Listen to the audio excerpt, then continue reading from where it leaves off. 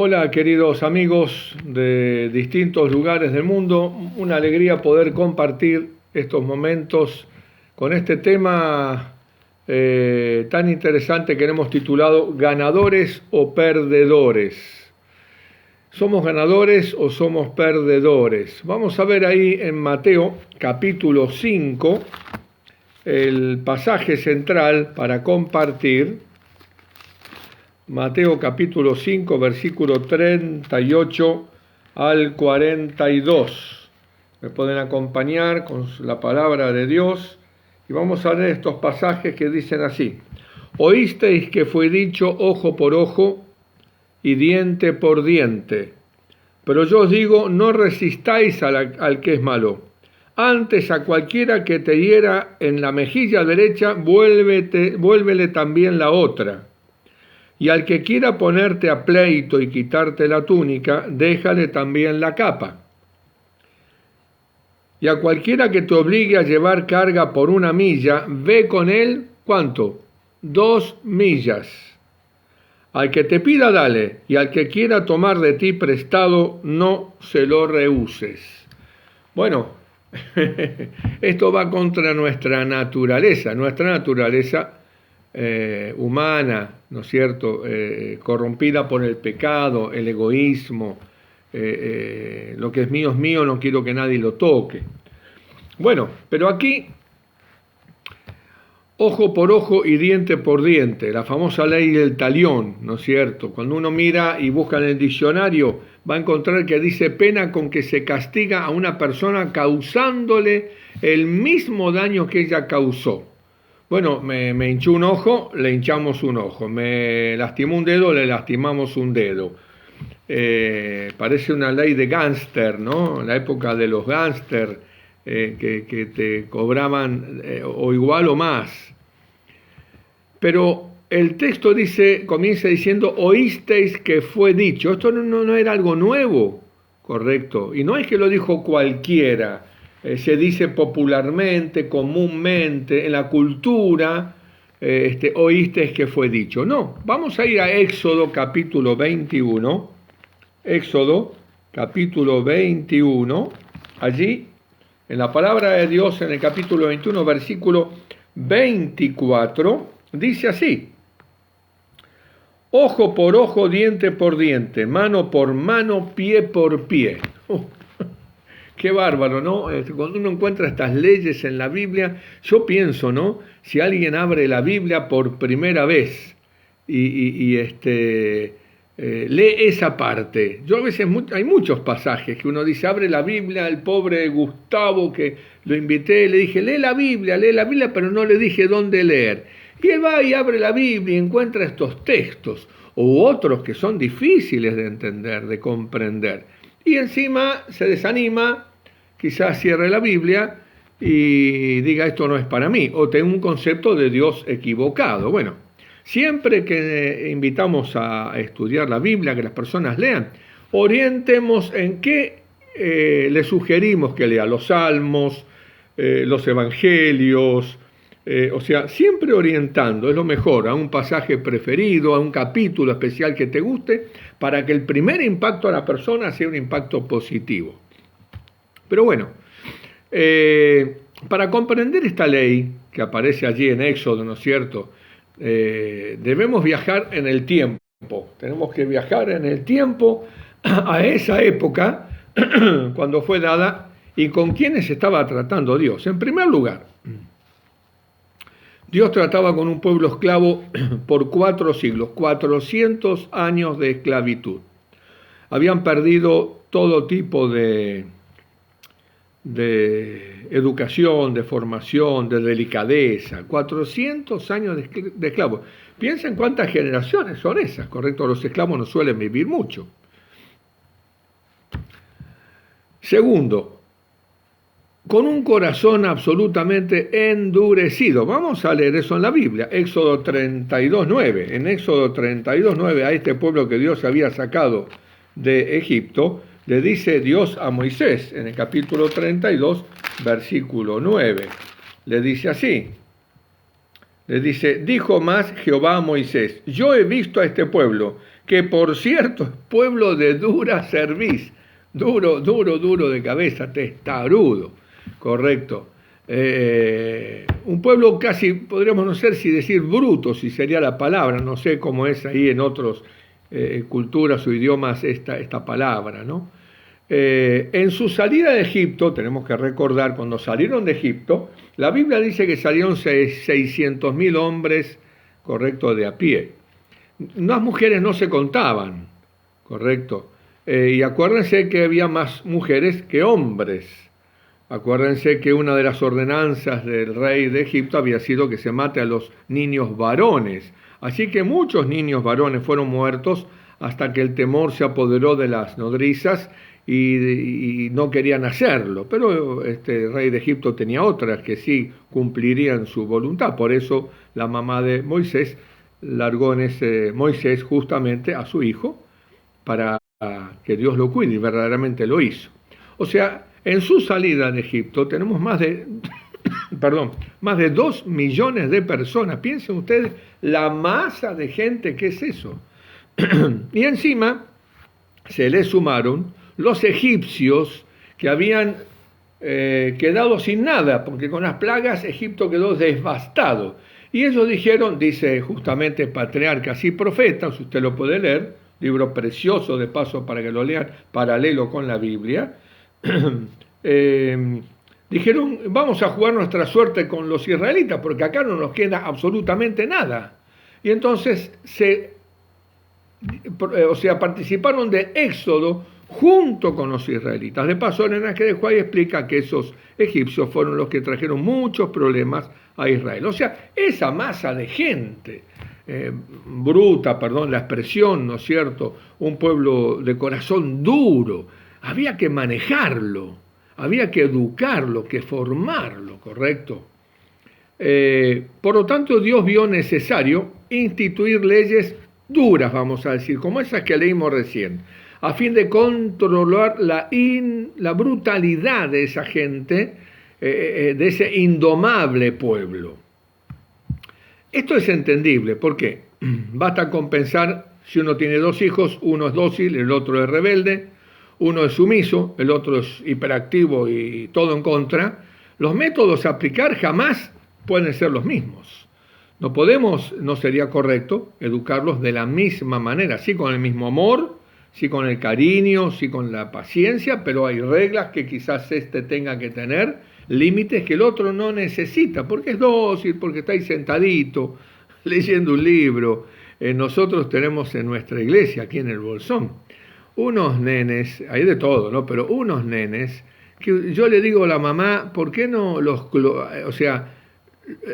hace algo para reproducirlos? Porque son increíbles. Están sentaditos ahí en el culto, no se mueven, no molestan, son redulces, una cosa maravillosa. Uno dice, pero ¿dónde salen? Porque los chicos son muy activos, muy hiperactivos, ¿no es cierto? Hay otros que, pero hay algunos que son increíbles. Bueno, no hay que decirle nada. A ese no hay que decir ni que haga la cama, porque la hace solo. Pero otros hay que apretar más. Y bueno, Dios es lo que hace. En ese momento, cuando saca a Israel de Egipto, se encuentra con un hijo, que lo podemos leer ahí en Oseas 11, ¿no es cierto? Eran rebeldes. Yo ayudé a andar al mismo Efraín, dice. No conocieron que yo los cuidaba.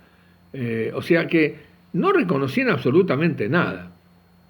Ahora, 2000 años después, Cristo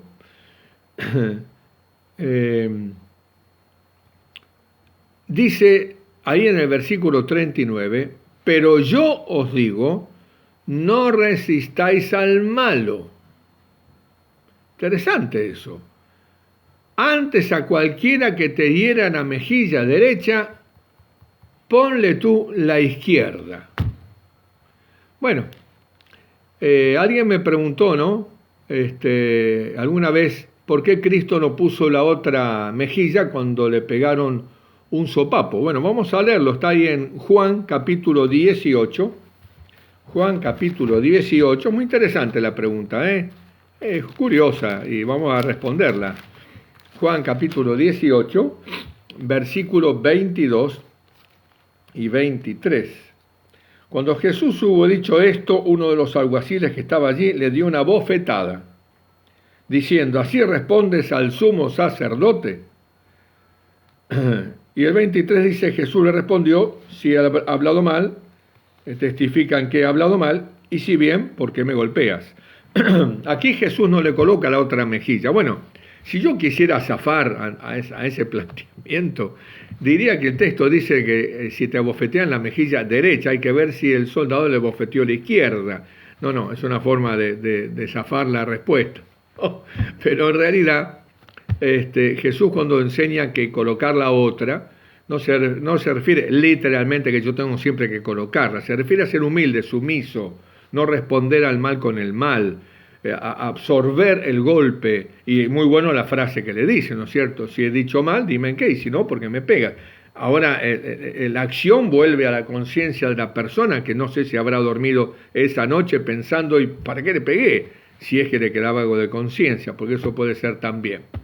Pero piensen esto, qué interesante, ¿no es cierto? La enseñanza de Cristo a partir de Mateo 5:39 continúa con varios ejemplos en los versículos que siguen, ¿correcto? Con el mismo tenor. Si alguien te quita la túnica, dale también la capa. Y a nadie le gusta que le quiten la túnica, hasta podemos tironear. No, déjalo, dale también la capa. Yo recuerdo hace muchos años, debe haber sido el año 88 por allí, vino a predicar un hermano de iglesia invitado al campo allá donde vivíamos, que una de las historias que cuento allí en el libro, que Dios como tú, el libro. Bueno, él vino al campo a predicar y nos contó que en un momento determinado estaba guardando el coche en su garage, ya en aquella época, miren ustedes, y aparece un muchacho con una pistola y le dice: dame las llaves. Automáticamente este hermano, en una reacción que no sé si uno la haría, la verdad que yo cuento lo que él contó, él lo abrazó al ladrón. Y el ladrón se quedó tan sorprendido que no. Hoy yo creo que te pegan 4 tiros antes que lo abraces, correcto. Pero bueno, estoy contando lo que él cuenta. Y él contó que lo abrazó al ladrón y comenzó a llevarlo a dejarlo del vehículo. Y el ladrón dice: ¿qué haces? Y le dijo: hermano, estoy buscando un lugar para orar contigo. Bueno, yo la verdad me saco sombrero, porque el ladrón se quedó impactadísimo y se sorprendió, y él comenzó a orar y el ladrón salió corriendo, no terminó ni la oración. Pero él no lo hizo en realidad porque no lo asalte, lo hizo para poder alcanzar el corazón de esta persona, una persona muy misionera.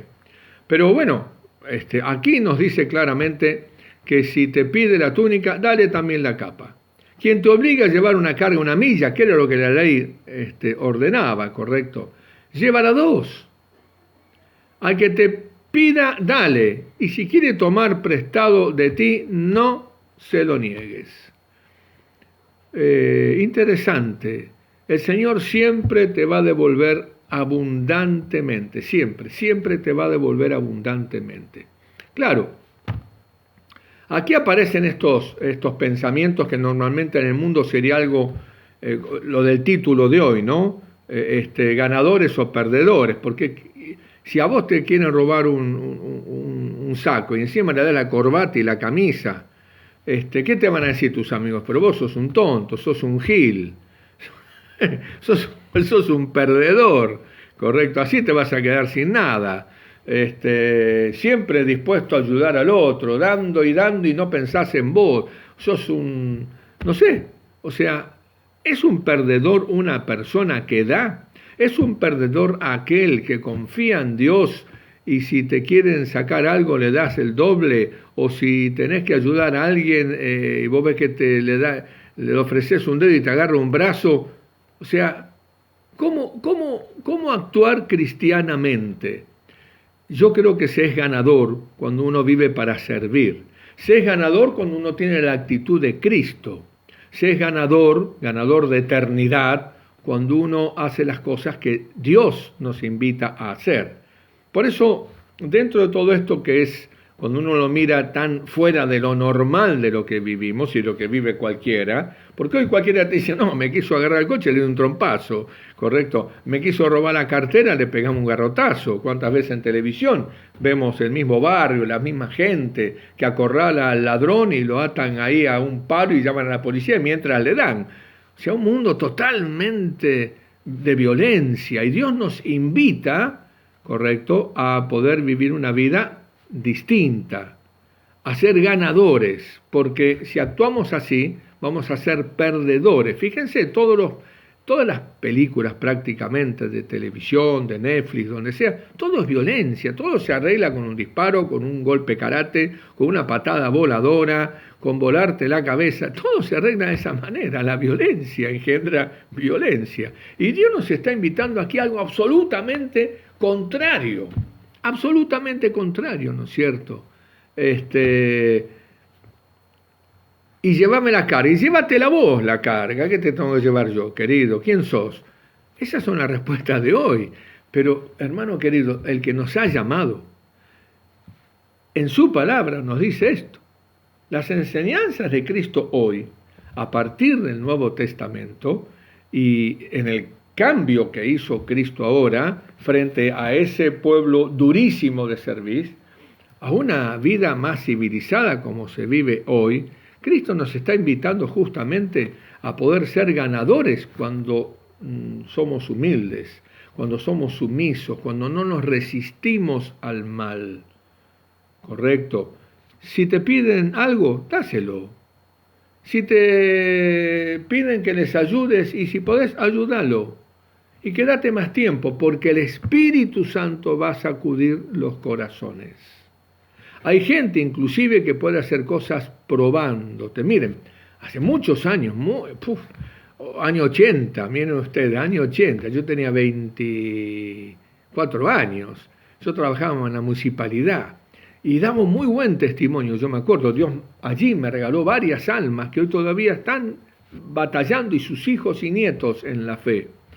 Pero yo me acuerdo que en un momento determinado tenía una compañera que me perseguía y me ofrecía de todo, y yo le decía, no, estoy casado, tengo mi esposa, y ella se regalaba prácticamente, pero lo hacía con muchos, no conmigo. Quizás lo hacía más para provocarme, a ver qué decía, porque sabía que yo era adventista. En el salón gigante, que eran como 42 escritorios de la municipalidad, sabían que yo era adventista. Algunos tenían más contacto, otros no. Y un día estaba escribiendo a máquina, estaba escribiendo un legajo, que yo hacía legajos, y tuve que cortar para ir al baño.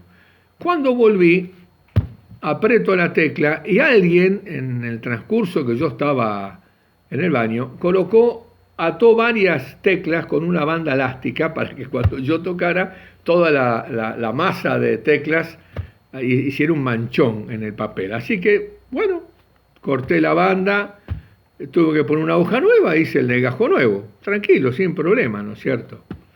Y cuando salgo a la 1 de la tarde a tomar el colectivo para mi casa, había una chica que era del grupo de los 42 que estudiaba psicología, y me llama, nunca hablaba conmigo, y menos de las cosas cristianas, pero me llama. Y entonces me cruzo y digo, ¿cómo estás? Me dice, dice, vos sabés que nos quedamos sorprendidos hoy de cómo no dijiste nada, porque la que te puso la bandita elástica era esa chica que siempre estaba molestando, por decir así, ¿no? Y que les dijo a los demás en el salón mientras yo estaba en el baño, ahora van a ver cómo reacciona, a ver dónde está su cristianismo. Gracias a Dios, no dije nada, tuve paciencia en ese momento, yo agradezco al cielo, porque capaz que en otro momento revoleaba la máquina, pero en ese momento no lo hice, gracias a Dios. ¿Y cómo impactó? Tanto que ella me dijo, no lo podíamos creer, ¿cómo no reaccionaste? Ella se quedó muda, y otros comentaban. Pero eso no fue todo. Yo tenía un grupo de estudio en mi casa con algunas personas con quienes estudiamos la Biblia. Unos días después, unos 4 o 5 días después, tocan el timbre de mi casa. Cuando abro la puerta era la psicóloga que traía una tía a quien le había contado eso que a ella misma le impresionó allí, de que me habían colocado una bandita y yo no dije nada. Y la tía le dijo, yo quiero ver a ese muchacho, yo quiero conversar con él. Y vino para para que yo le dé estudios bíblicos, para que, ¿cómo podía hacer eso? O sea, un detalle lo que generó. ¿Qué podrá hacer el Señor cuando nosotros, en vez de devolver al mal con el mal, le devolvemos al mal con el bien? ¿Qué tiene guardado y preservado Dios? ¿Qué sorpresas podría darnos? Bueno, tenemos que luchar con nuestro temperamento, correcto, y tenemos que luchar con nuestras actitudes, de tener este tipo de actitudes que no son del perdedor. Acá la cosa se da vuelta, porque los últimos serán los primeros y los primeros serán los últimos, correcto. Los códigos del mundo están muy cambiados, correcto, y el Señor nos enseña a ser ganadores. Para ser ganador tenemos que ser humildes. Para ser ganador pareciera que en el mundo somos perdedores, pero somos más que vencedores. Bueno, en otras palabras, Jesús nos enseña a vivir un estilo de vida celestial. ¿Caracterizado por qué? Por la humildad, caracterizado por un espíritu servicial, desinteresado, dispuesto a dar, pues sabe que bien, ¿no es cierto?, que el Hijo de Dios, nosotros como hijos de Dios, todas las cosas que tenemos son prestadas. Y recordemos que somos, o por lo menos nos decimos, ciudadanos del reino de los cielos.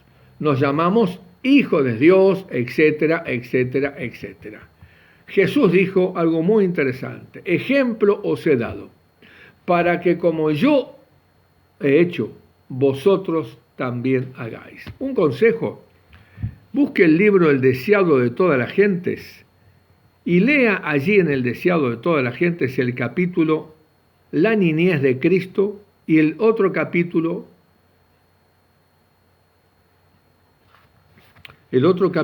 es Días de conflicto. Dos capítulos, La niñez de Cristo y Días de conflicto. Me tuve que acordar porque no estaba esto pensado decirlo. Pero léalo, allí usted se va a encontrar con la juventud de Cristo, la niñez y la juventud de Cristo. Una juventud de servicio, una juventud donde él veía a una persona llevando una carga y se la llevaba y la acompañaba. Eso impactaba el corazón de la gente. Cuando había personas que estaban discutiendo, decían unas palabrotas, él comenzaba a cantar. Y ese canto, esa voz dulce, apaciguaba los espíritus. Cuando él tenía que hacer un trabajo para otro, lo hacía lo mejor que podía y que había aprendido. Cuando veía que sus hermanastros, hijos del primer matrimonio de José, maltrataban a alguien, Jesús iba en busca de esa persona para darles palabras de aliento. Los compañeros de barrio, por decir así, le decían: ¿por qué vos insistís en ser tan diferente de nosotros? Era diferente. Cuando llegaba a la casa, dice allí, se generaba alegría, porque él llevaba alegría al hogar. Un espíritu servicial. A Jesús no había que decirle que haga la cama. Él la hacía, correcto. A Jesús no había que insistirle para que lave los platos. Yo he estado en muchos hogares donde le dan la orden a alguien para lavar los platos y no quiere saber nada. O sea, un espíritu de servicio. Ejemplo os he dado, para que como yo he hecho vosotros también hagáis. Y de paso, van a leer allí, ¿no es cierto?, que Jesús visitaba también a las personas enfermas. Y no hacía ningún milagro de curación, imponiendo la mano, nada. Pero su presencia emanaba un poder tan vivificante, una oración quizás antes de retirarse, y la persona quedaba sana. Nadie podía decir que se había realizado un milagro, pero esa fue la razón, todas estas, por lo cual cuando comenzó su ministerio, tanta gente le siguió, dice Elena G. de White. Lea, hermano, lea, porque hay cosas preciosas para aprender. De todas maneras, siempre habrá en nosotros preguntas que nosotros no podemos responder. Para esas respuestas, muchas veces el tiempo es la solución, hay que esperar. Seguimos estudiando y de pronto se nos hace claro lo que por tanto tiempo era dudoso. Y así es como vamos creciendo, pero el consejo sigue vigente. Cuando te quiten, no pegues, no lastimes, no insultes, Si te roban algo, quédate tranquilo, quieren llevarse aquello, llévenselo. Es difícil, ¿no? Sí, no están ni tu naturaleza ni la mía. Tenemos que mantener una comunión con Dios. Pero debemos recordar, hermano querido, que para aclarar las dudas Dios separó 1000 años. Yo no diría que empieces a cuestionar ahora si esto es así, no es así. Si lo dice Cristo, es así para sus hijos. Aquellos que no le importa lo que dice Cristo, bueno, es otro tema. Pero para el Hijo de Dios que realmente le interesa lo que dice la palabra de Dios porque la toma como una carta de Dios para mí, en esta carta Jesús me dice a mí, mi Creador, me dice, mira, si te quieren hacer esto, vos tranquilo, si te quieren robar, vos dale, si te piden que les ayudes, ayudale más de lo que corresponde o lo que normalmente alguien hace. Hace siempre lo mejor y de la mejor medida que puedas, porque yo estoy obrando a través de esa obra. Ahí está el punto. Una obra que Dios quiere hacer en el corazón del otro. Correcto. Como la tía de la psicóloga que apareció en casa queriendo hablar porque ella le contó lo que escuchó y yo ni me di cuenta, pero sin embargo ahora soy grande, pasaron los años y veo cómo Dios pudo usar, cuántas cosas podría hacer Dios si estamos dispuestos a hacer su voluntad. Para ti y para mí hoy, Dios nos manda a pagar. ¿Qué cosa? ¿Al mal con qué? Con el bien. Vamos a Colosenses 3 para terminar. Colosenses capítulo 3, versículo 12 y 13. Presta atención, te va a sorprender esto, ¿eh? Bueno, lo habrás leído muchas veces, por supuesto. Pero vamos a mirarlo ahora, de qué forma lo estamos presentando, ¿no es cierto? Acá lo tengo en la computadora, Colosenses 3, versículos 12 y 13. Dice así: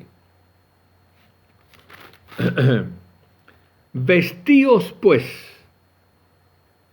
como escogidos de Dios, santos y amados, vestíos de entrañable misericordia, vestíos de benignidad, vestíos de humildad, vestíos de mansedumbre, vestíos de paciencia. Fíjense la palabra, el secreto aquí, la primera palabra, vestirse. Dios le pide que usted se vista, pero usted no es. Cuando yo me visto estoy cubierto. Yo, sin nada, soy yo, pero no voy a estar desnudo. Y Dios me pide que no muestre mi desnudez, mi falta de amor, mi falta de cariño, sino que me vista. Vestite. Tener una actitud correcta. Orá por dentro, pedirle a Dios paciencia, no manifieste la bronca que te da. Aplastá esa bronca. Tenerla aplastada, dominada bajo tu pie, como dice San Pablo. Cultivá los buenos modales, cultivá la paciencia, cultivá el amor, cultivá el servicio. Vestite de entrañable misericordia, de benignidad, de humildad, de mansedumbre, de paciencia, soportándose unos a otros. Me pide esto y ahora me sigue. Seguí dándole, no te hagas problema. El Señor te va a bendecir y recompensar y sobre todo está puliendo tu carácter. Esto lo digo para mí, a mí me cuesta como a ustedes, correcto, pero es lo que yo aprendo aquí al preparar este tema. Dice, si alguno tuviere queja contra otro, de la manera que Cristo os perdonó, así también hacedlo vosotros, perdonar. No, pero ¿cómo va a pensar esto? Mirá lo que... Perdonar, la actitud es perdonar, la actitud es dar, porque el Señor es tu dueño, el Señor es tu Señor y Él te va a cuidar. Y así, tomando la actitud correcta que Dios me pide, dejo que Dios pueda obrar de una manera que yo ni siquiera me puedo sospechar, como la tía de la psicóloga, que jamás en mi vida podría haber esperado que esa mujer iba a venir a hablar conmigo, y menos que la psicóloga iba a sorprenderse y contarme de cómo había impactado que yo no dije una palabra. Bueno, así de esta manera terminamos siendo auténticos ganadores. No seas perdedor, sé ganador. Con Cristo jamás se termina siendo perdedor. Y acuérdense que al que no tiene, se le quitará aún lo que tiene. Y al que tiene, se le dará aún más. ¿Qué significa esto? Si vos querés acaparar y cultivás un corazón egoísta, no tenés nada. Por más que hayas llenado tu casa de riquezas mundanas, no tenés nada, porque todo eso se va a quemar. Lo único que vamos a llevar al cielo es un carácter semejante al de Cristo. Y Cristo lo dijo, ya lo leí hoy y termino con eso. Ejemplo les he dado, para que como yo hice, vosotros también hagáis. Quizás te ayude cuando tengas una situación, recordar, ¿qué haría Cristo en mi lugar? ¿Qué haría Él en mi lugar? Este es un vivo, se está aprovechando. ¿Qué haría en mi lugar? Bueno, si tenés una comunión con Dios y mantenemos una relación con Él, y cuando nos hagamos esa pregunta, el Espíritu Santo nos va a mostrar claramente y a través de su palabra qué debemos hacer. No tenemos que temer. Escondidos en Cristo somos más que ganadores. Que Dios te bendiga. Un fuerte abrazo con todo mi corazón.